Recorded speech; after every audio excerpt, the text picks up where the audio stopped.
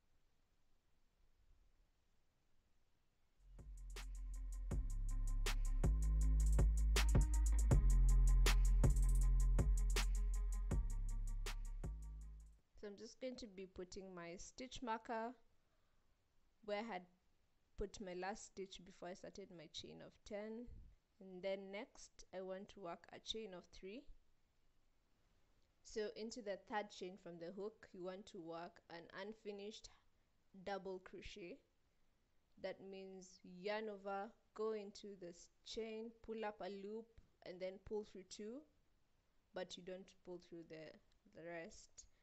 Yarn over, go into it, pull through 2, and then pull through all 4, work a chain, then back into that stitch you want to work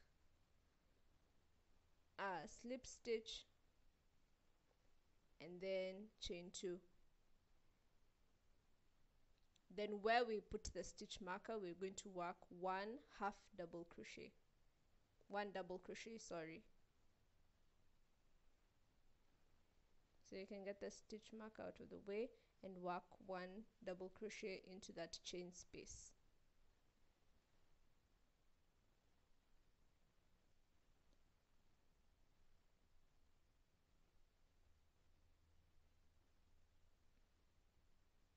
So this is what you should have, and then next you're going to chain 5, then add a chain 3,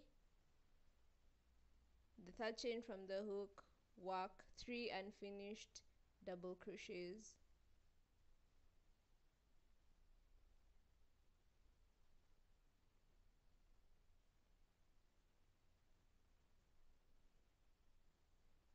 once you have 4 loops on your hook, pull through all 4, work a chain, go into the back to the stitch, work a slip stitch, and then chain 2,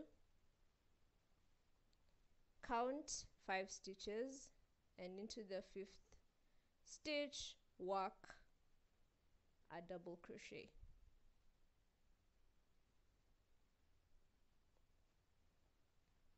Chain 5 plus chain 3, third chain from the hook, work 3 unfinished double crochets,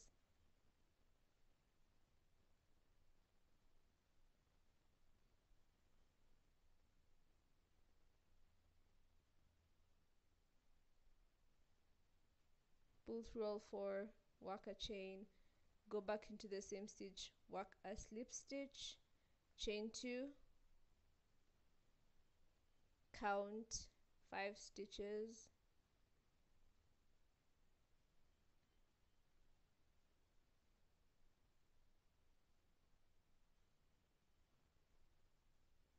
and work your double crochet.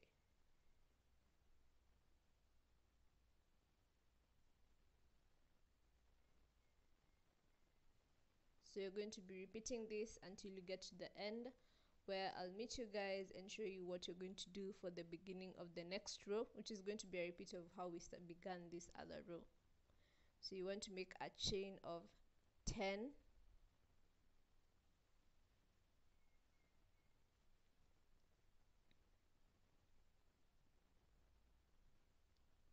then add a chain of 3,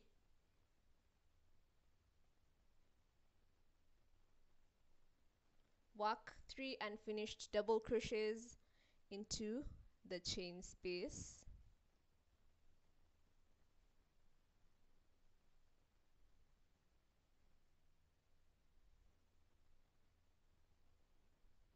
pull through all 4 loops on your hook, work a chain, go back into the same stitch, work a slip stitch, chain 2. So we're going to work a double crochet into the 3rd chain of the chain 5 we had made.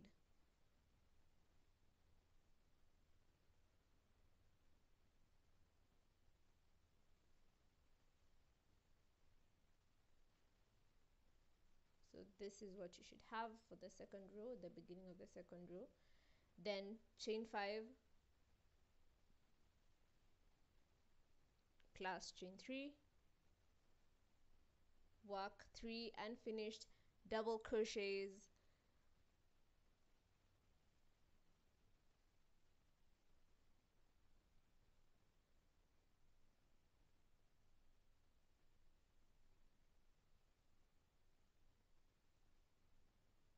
pull through all 4, work a chain, go back to the same stitch, work a slip stitch, and chain 2. So you already know the gist by now. It's the same thing as the first row we made. The only difference is when you're working your double crochet, you're going to work into the 3rd chain for the chain 5 that we had made.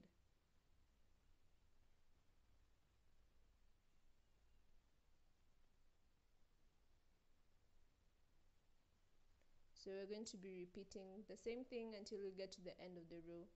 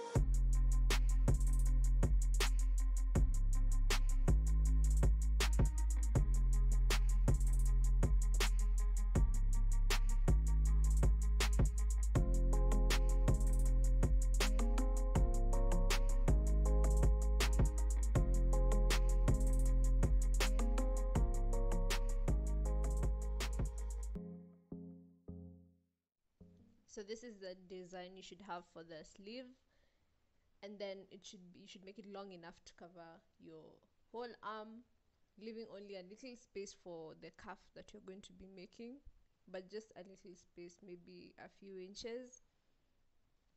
So next you want to join the parts. So you can join the sleeves to make a round, or you can attach it first to the top, then join the sleeves together later. And I just want to show you guys, it's basically, I'm going to be using a single crochet to join, but you can use a needle, and then you just want to go stitch into stitch to make sure that you get all the stitches joined up. Yeah, for the whole join, you're just going to be repeating one single crochet, going stitch into stitch. I occasionally skipped a few, but like not just slightly. You don't want to skip too many because then it will get crunched up. So try your best to go stitch by stitch. And this is what I had after the join. So this is just a demonstration of how I joined. It's nothing too detailed. And this is for the sleeve.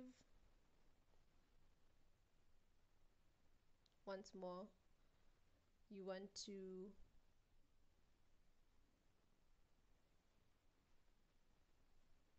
work the sleeve you made. After you've joined the sleeve into a round, so you take when the top is on the wrong side, you join using a single crochet, and you're just going to be repeating that stitch by stitch. That's why I told you guys that when you were making the chain for the sleeve, you need to count the chains for the sleeve space and make sure they're all equal, so that this part for joining is easier. You don't have to make any calculations about how you're going to join. You just go one stitch into the next corresponding stitch.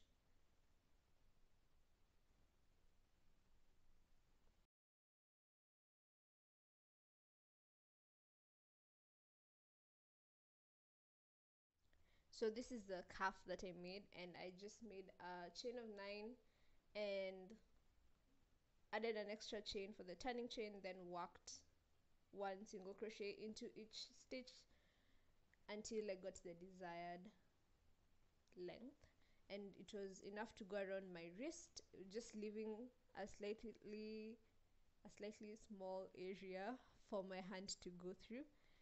And now we're going to be joining it to the sleeve. So I'm going to start from where the joining for the sleeves is, so that everything looks uniform. So I'm just going to be using the top of those like small buds to join it,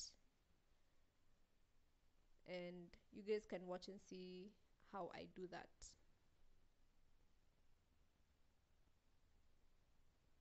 So I basically go to the center of the chain 5, and then I go to the top of the next bud and I just join using a single crochet.